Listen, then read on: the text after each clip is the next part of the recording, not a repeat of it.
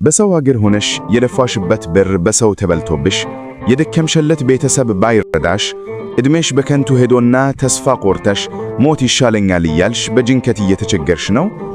ዛሬ የምነግርሽ እነዚህ 4 ነጥቦች የሺዎችን ሕይወት ከውድቀት የታደጉ አንቺንም ከስጋት አውጥተው በክብር ወደ ሀገርሽ የሚመልሱሽ ታላላቅ የሕይወት ቁልፎች ናቸው። በዛሬ ጊዜ አረብ ሀገር ያሉ ከ80% በላይ የሆኑ እህቶቻችን ወደ ሀገር ቤት ሲመለሱ የሚጠበቃቸው ባዶ ቤትና የቤተሰብ ትዝብት ብቻ ነው። ለምን?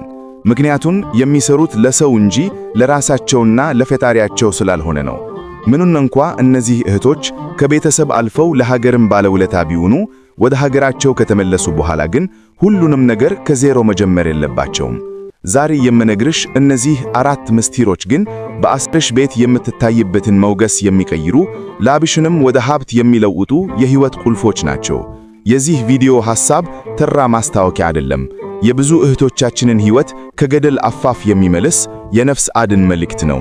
ይህን ቪዲዮ እስከ መጨረሻው ማየትሽ ዛሬ ለምትገኝበት ኑሮ የብርሃን መውጫ መንገድ፣ ወደፊት የሚፈሰውን እንባ የሚያስቀር ብልሃት ይሆንሻል። ይህ እጅግ በጣም ጠቃሚ መልእክት ለብዙ እህቶች እንዲደርስና የተጠቀሙበት ቪዲዮውን ላይክ በማድረግ እንድትጀምሩት በአምላካዊ ፍቅር እንጋብዛችኋለን። አንደኛው መንገድ የስነ ልቦና ጥንካሬና የአሰሪዎችን ጫና መቋቋም። ወደ ስደት ሀገር እንደገባሽ የሚገጥምሽ ትልቁ ፈተና የባህል፣ የቋንቋና የኑሮ ዘይቤ መቀየር ነው። አዲስ መሆንሽ ደግሞ ለአሰሪዎችሽም ሆነ ለአካባቢው ሰዎች ተጋላጭ ያደርግሻል። እዚህ ጋር ነው ትልቁ ሥራ የሚጀምረው። አሰሪዎችሽ አንዳንዴ በክፋት አንዳንዴ ደግሞ ካለማወቅ ጫና ሊያሳድሩብሽ ይችላሉ። አልችልም፣ አላውቅም ብለሽ ስትሸማቀቂ እነሱ የበለጠ ሊቸኩኑሽ ይሞክራሉ። ነገር ግን መጽሐፍ ቅዱስ ሲናገር እግዚአብሔር የኃይልና የፍቅር ራስንም የመግዛት መንፈስ እንጂ የፍርሃት መንፈስ አልሰጠንም ይላል። ሁለተኛ ጢሞቴዎስ ምዕራፍ 1 ቁጥር 7። ስነ ልቦናዊ ጥንካሬ ማለት ራስን ዝቅ አድርጎ ማገልገል ግን ደግሞ ማንነትን አሳልፎ አለመስጠት ነው። አሰሪዎችሽ የሚያከብሩሽ ከፈለግሽ ስራሽን በጥራት ስሪ፣ ነገር ግን ስብዕናሽን አትሽጪ። ብዙ እህቶቻችን ለሀገሩ አዲስ ነኝ በሚል ፍርሃት ውስጥ ስለሚቆዩ ብቻ ከአቅም በላይ በመጀናነቅ ስራቸው እንዲበላሽ ይሆናል። በዚህም ለከፋ የአእምሮ ህመም ይዳረጋሉ። ስለዚህ በሚያጋጥምሽ የእያንዳንዱ አስቸጋሪ ነገር ቆም ብለሽ በመረጋጋት የዓለም መጨረሻ አይደለም ብለሽ ለራስሽ ንገሪው።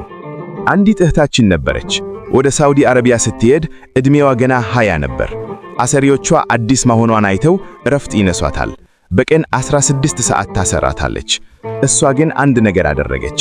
በየቀኑ በማለዳ ተነስታ ጥቂት ደቂቃዎችን ለጸሎትና ለስግደት፣ ለአእምሮዋ ጥንካሬም ለዝምታ ትሰጥ ነበር። እኔ የእግዚአብሔር ልጅ ነኝ፣ ይህ ሥራዬ እንጂ ማንነቴ አይደለም ብላ ራሷን አሳመነች። ሥራዋን በንቃት መስራት ስትጀምርና የሚሰነዘርባትን ስድብ በዝምታና በፈገግታ ስትመልስ አሰሪዎቿ ክብሯን እንዲያውቁ አደረገች። ዛሬ ላይ ወደ ሀገሯ ተመልሳ የራሷን ኑሮ መስርታለች። ቁልፉ ያለው የውስጥ ጥንካሬ ውስጥ ነው። ሁለተኛው መንገድ ከተላመድን ባዮች ተጽዕኖ መውጣት። ይህ በጣም አሳሳችና ብዙ እህቶቻችንን ገደል የከተተ ነጥብ ነው። ወደ ውጭ ሀገር እንደገባችሁ ቀድመው እዛ የቆዩ ኢትዮጵያውያን ሊያገኟችሁ ይችላሉ። አንዳንዶቹ ደጎች ቢሆኑም ሌሎቹ ግን እኛ እኮ ተላምደናል፣ አንቺ ገና ነሽ፣ እንደዚህ ካላደረግሽ አይሆንም እያሉ ወደማይፈለግ መንገድ ሊመሯችሁ ይሞክራሉ። አንዳንዶቹ አሰሪዎቻችሁን እንድትንቁ፣ ሥራ እንድትፈቱ ወይም ደግሞ በሱስና ባልተገቡ የፍቅር ግንኙነቶች ውስጥ እንድትገቡ ይገፋፏችኋል። የሀገሩን ኑሮ አታውቂውም የሚለው ስብከታቸው መርዙ እዚህ ጋር ነው ያለው። የመንፈሳዊ ጥበብ የሚነግረን ከጠቢባን ጋር የሚሄድ ጠቢብ ይሆናል፣ የሰነፎቹ ባልንጀራ ግን ይጎዳል የሚለውን ነው። እህቴ ሆይ በስደት ሀገር ባለሽበት ወቅት ጓደኛሽን በሚገባ ምረጪ። ብዙዎቹ እዛው ሀገር ስለቆዩ ብቻ ጠቢባናቸው ማለት አይደለም። ብዙዎቹ ሕይወታቸው የተበላሸና አንቺንም እንደነሱ እንድትሆኒ የሚፈልጉ ናቸው። ስለዚህ ከአሉነቲ ንግድርና ከሚያደክሙሽ ሰዎች ራሽን ጠብቂ። ሦስተኛው መንገድ የፋይናንስ አስተዳደርና የቤተሰብ ጫና። ይህ ነጥብ ለብዙዎቻችሁ የቁስል ያህል የሚሰማችሁ ጉዳይ ነው። ቀን ከሌሊት በሰው ቤት ደክመሽ ላብሽን አፍሰሽ የምታገኘውን ገንዘብ ለቤተሰብ ስትልኪ እነሱ ግን ያለምንም ዕቅድ ሊያባክኑት ይችላሉ። ወይም ደግሞ ፍቅረኛዬ ነው ብለሽ በምታምኚው ሰው ገንዘብሽ ሊበላ ይችላል። ብዙ እህቶቻችን 5 እና 10 ዓመት ሰርተው ወደ ሀገር ሲመለሱ የሚጠበቃቸው ባዶ ቤትና ባዶ ባንክ አካውንት ነው። ይህ ደግሞ ለከፋ ተስፋ መቁረጥና ለስነ ልቦና ስብራት ይዳረጋል። ታዲያ መፍትሄው ምንድነው? አንደኛ፣ ግልጽነት። ለቤተሰብሽ የምትልኪው ገንዘብ ለምን ዓላማ እንደሆነ በግልጽ አስታውቂ። ለእናትና አባቴ እርዳታና ለኔ ቤት መስሪያ የሚለው ተለይቶ መታወቅ አለበት። ሁለተኛ፣ ራስሽን ውደጂ። መጽሐፍ ቅዱስ ሲናገር ባልንጀራሽን እንደ ራስሽ ውደጂ ይላል። ራስሽ ሳትወደጂ እና ለራስሽ ሳታስቢ ሌላውን መውደድ አትችይም። ለወደፊትሽ የሚሆን ጥሬ ገንዘብ በራስሽ ቁጥጥር ስር ያለ የባንክ አካውንት ላይ አስቀምጪ። ሶስተኛ፣ በስሜት አትመሪ። በፍቅር ስም ገንዘብሽን ለሚበዘብዙሽ ወንዶች እጅ አትስጪ።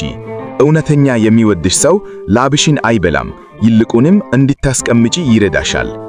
አንዲት እናት ነበሩ። ልጃቸው ዱባይ ሆና ለ8 ዓመታት ብር ትልካለች። እናትየው ግን ልጃቸው የምትልከውን ብር ለዘመድ መረዳጃና ለድግስ ወጪ ጨረሱት።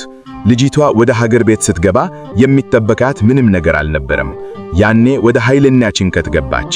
እናትየው ግን አይዞሽ እግዚአብሔር ይሰጣል ብቻ ነበር የሚሉት። እህቴ፣ እግዚአብሔር የሚሰጠው በሰጠሽ አይምሮ ስትጠቀሚበትም ጅምር ነው። ዛሬውኑ የገንዘብ አያያዝሽን ካላስተካከልሽ ነገ ጸጸቱ ያንቺ ብቻ ነው። አራተኛው መንገድ መንፈሳዊ ጥበብና ራዕይ ሰንቆ መጓዝ። በስደት ሀገር ውስጥ ያለ ጸሎትና ያለ መንፈሳዊ ሕይወት መኖር ማለት ያለ ጋሻና ጦር ወደ ጦርነት ሜዳ መግባት ነው። የምትገኙት ሀገር ከእምነታችሁና ከባህላችሁ የተለየ ሊሆን ይችላል። ነገር ግን እግዚአብሔር በሁሉ ቦታ አለ። መንፈሳዊ ጥበብ ማለት የገጠመሽ ችግርን በሰውኛ ብቻ ሳይሆን በመለኮታዊ እይታ ማየት ማለት ነው።